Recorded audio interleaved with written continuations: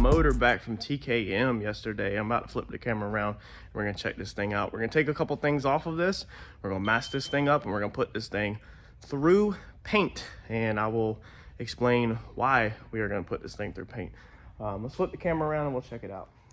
Okay, so there she is. So as you know from the previous videos, we damaged our heads on the last one, so they either needed billet caps put in them or another set of heads, so we went and got another set of heads. I've got to go through here and take everything off. I'm gonna take off, such as all this they put back on. We need to slightly smooth this out. We're gonna take it off its stand, take the plate off of it. We're gonna balance it on this table. We're gonna get this thing ready for paint. We're just gonna mask off our valve covers. We're not gonna take them off at the shop right now because they don't need to come off. We are going to probably just tape up this piece, maybe. No, I might just go ahead and take that off. Kind of looks like they have gasket maker in there, so maybe I will leave it on and just tape it. Maybe we won't disturb that because that does look like there's possible silicone behind there, even though it had little O-rings. So they probably just did that just to be safe. And look at that, they even labeled it engine in and engine out. We'll check to make sure that it's labeled the same on the fittings. Actually, let's go ahead and do that now because it was labeled, yeah, in up top, yep, in right there, and out on the bottom. Yep, so it is labeled on there. Last time I just had it hooked up wrong on the other piece. We're gonna make sure that gets hooked up right this time. And then besides that, we're gonna paint everything. We're gonna tape up the oil pan. We're not taking that off. They have set clearances and all that stuff inside there, so we're not gonna take none of that stuff off. And we'll probably even just tape these up. I don't really want to disturb any work that TKM did, so we'll tape this sensor up. We will probably take this sensor out because I know how to put that in, pretty simple. And we'll probably take this sensor out because I know where that goes. Besides that, we're just gonna put some Bulldog over all of this. I don't think we're gonna actually scuff it because they've handled it and, you know, been on it so much, it's probably aggressive.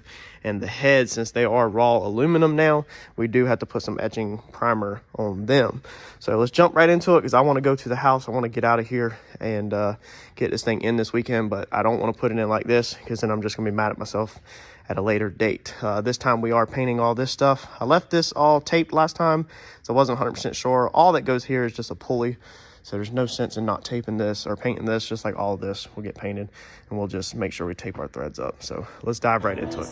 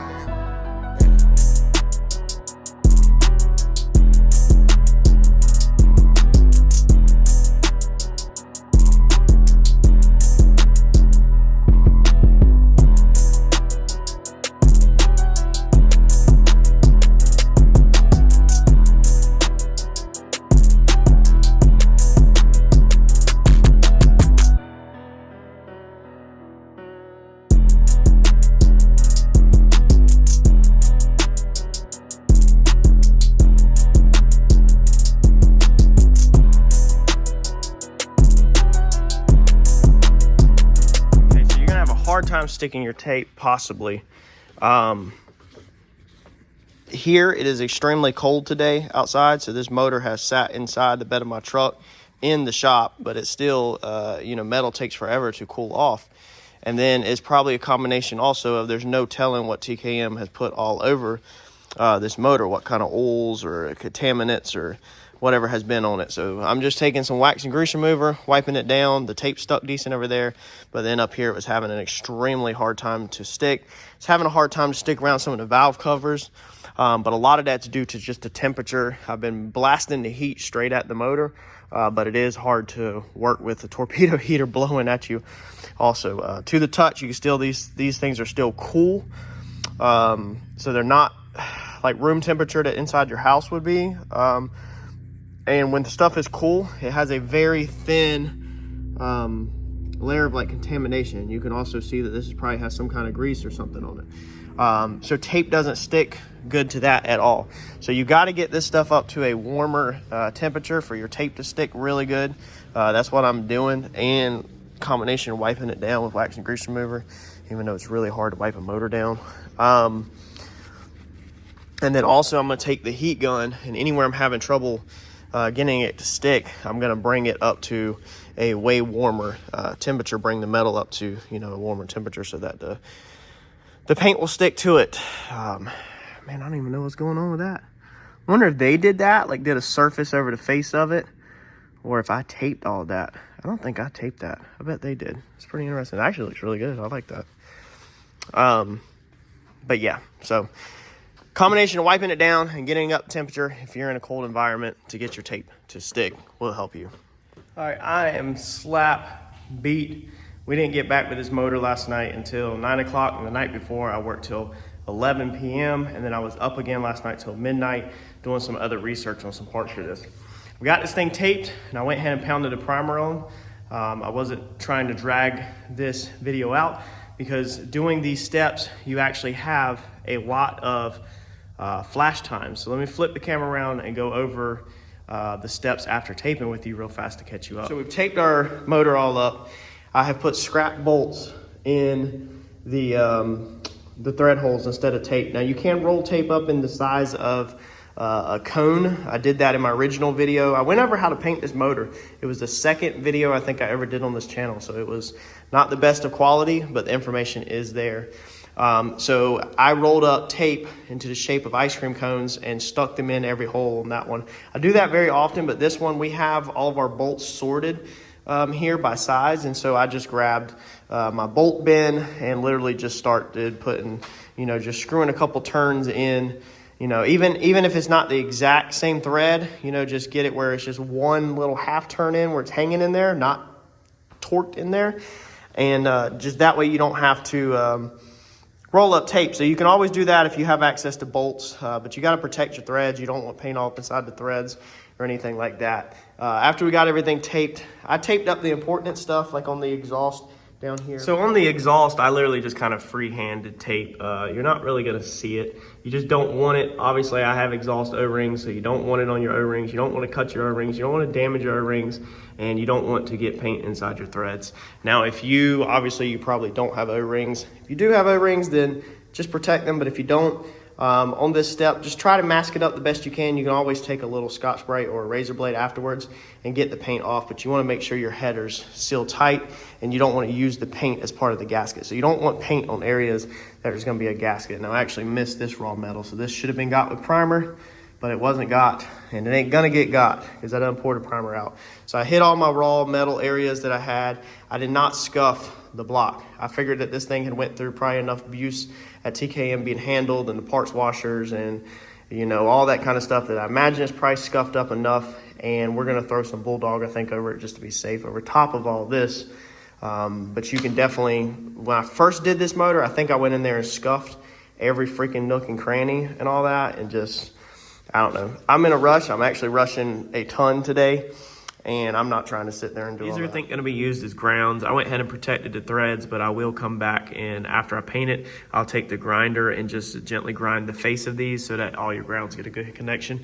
Anywhere that you're going to be making a ground point, make sure to just take a little flat wheel disc or something and just hit the paint off afterwards if you don't tape it. I'd rather just paint it and then hit it real quick with a flat wheel. It's way easier for me on something like that. There's a ground back here on the back of the head. I went ahead and just taped that because it's nice and easy to do.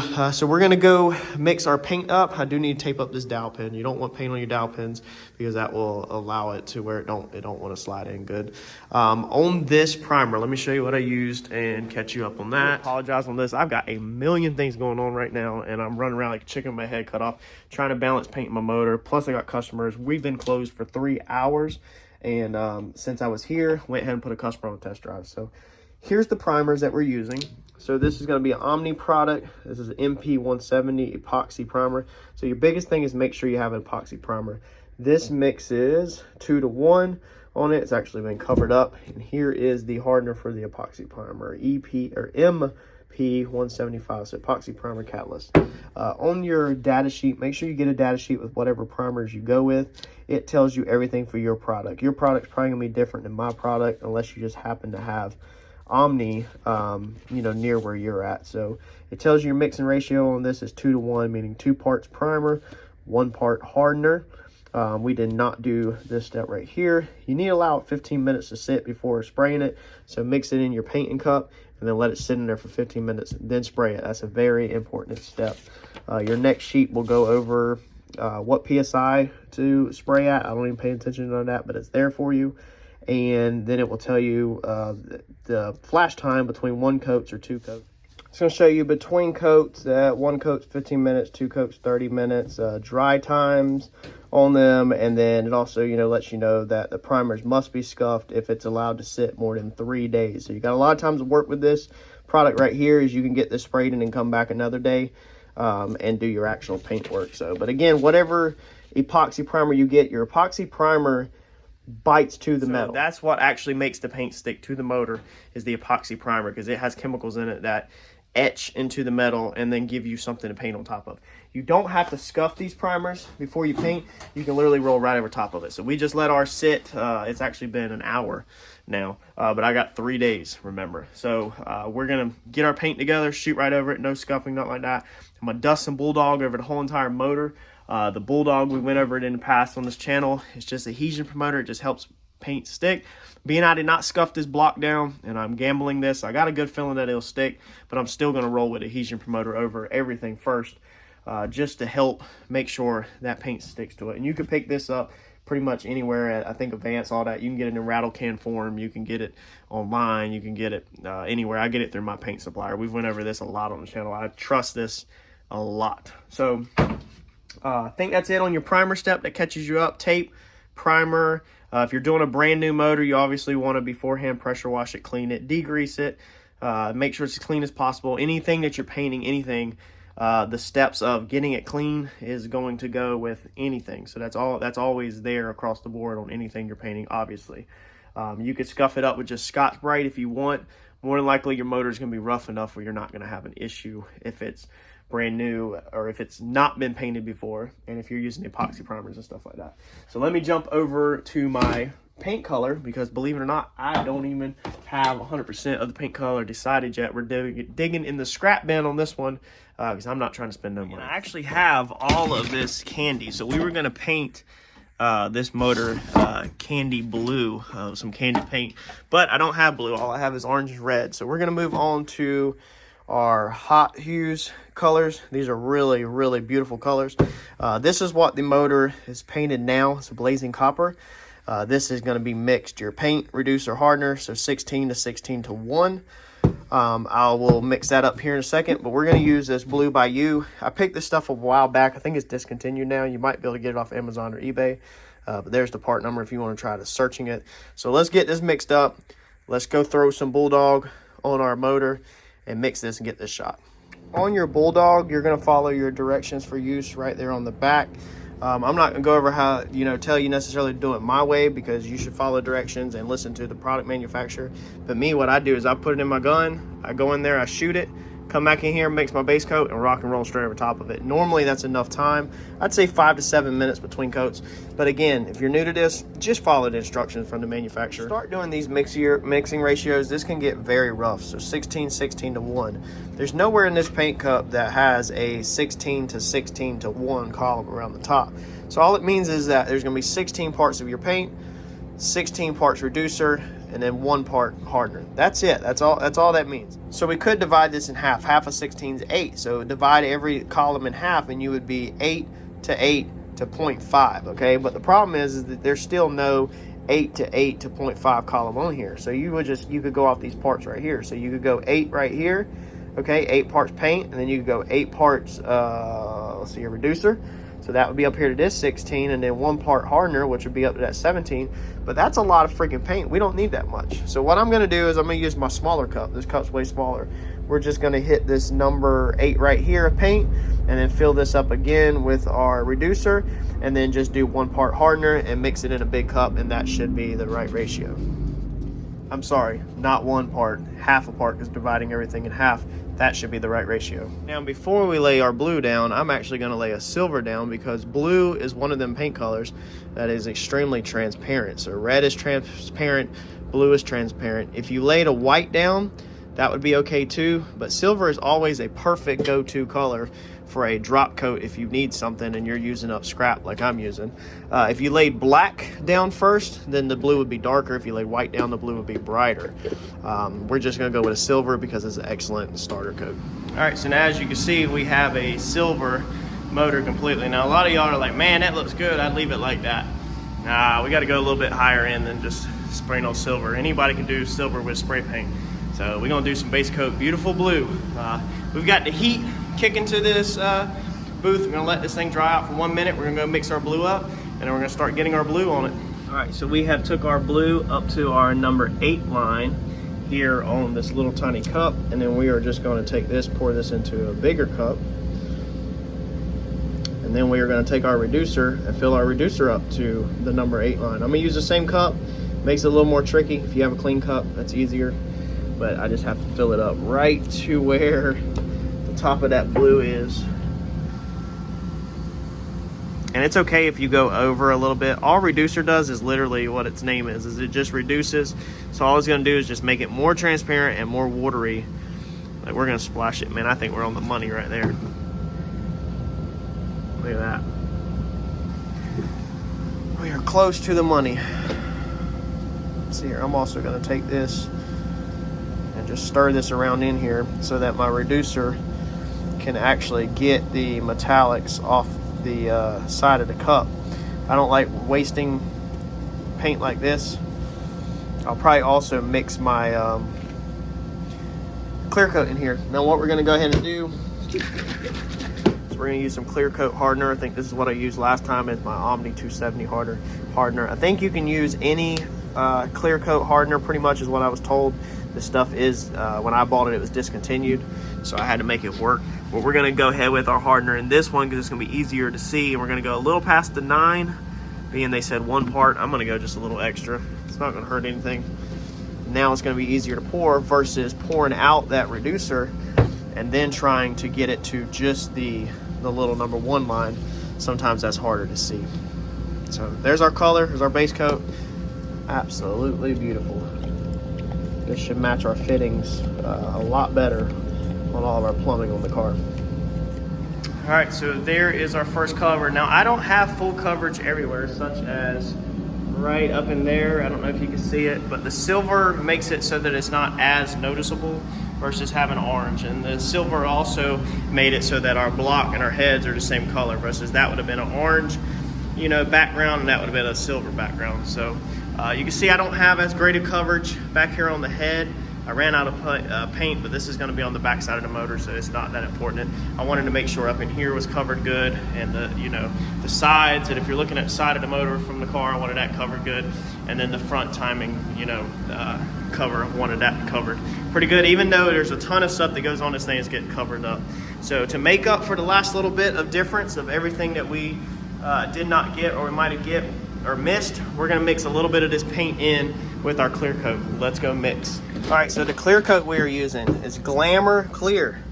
This is the very expensive clear that was put on Randy's car. This is actually left over. You can see the condition of the can. So I just spoke with Mr. Randy, and I was like, are we using this on your car? I was like, because it's been sitting, I won't dare touch it because it doesn't belong to me. I didn't pay for it, it's just here.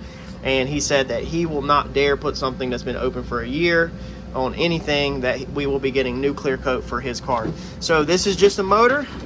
I don't have the hardener for this. I don't have the correct hardener for this, so we're not gonna go over anything. I do know that this clear is mixed 4-to-1, so we're just gonna pick another random hardener up here, and we're gonna throw a hardener in it, and we're gonna rock and roll, and we are gonna put some freaking Glamour clear on this motor. So this is gonna be like a high solids clear that was put on Randy's red Fox body, if you've seen that. So let's get this mixed up, and then we will get in there and lay some clear on this. And like I said, we are gonna not clean our cups.